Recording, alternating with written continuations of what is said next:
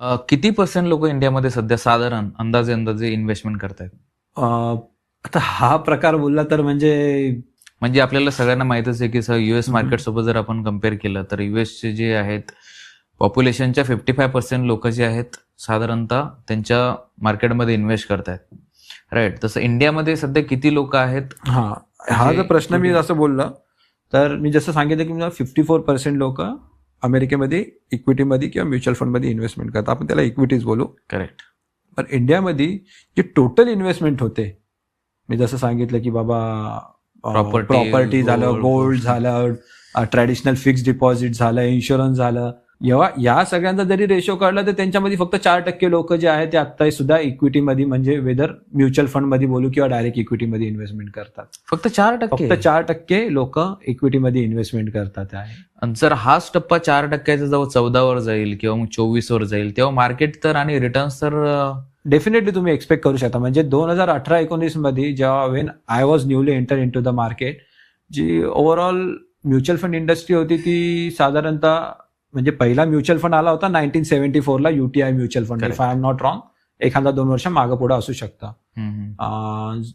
तिथून जर आपण बघणार तर 2018चा मी तुम्हाला सांगितलं साधारणतः 28,000 करोडाचा पूर्ण AUM होता, म्युच्युअल फंडची इंडस्ट्री होती.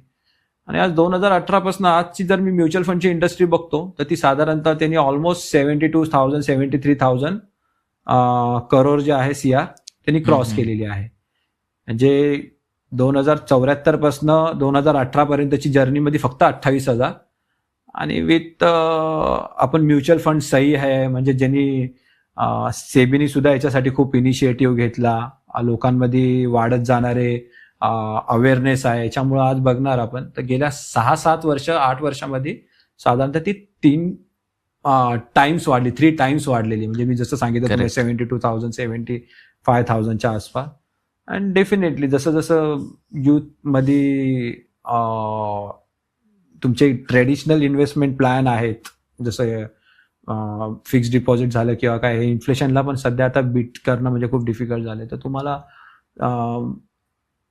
असे काही आणखी ऑप्शन्स एक्सप्लोर करावे लागणार जिथं तुम्हाला बेटर रिटर्न्स येईल. आणि mutual fund will be the one thing where in long term you can get the 12, 13 or 15% returns as well. But still I will not recommend 15%, 12%, 13%.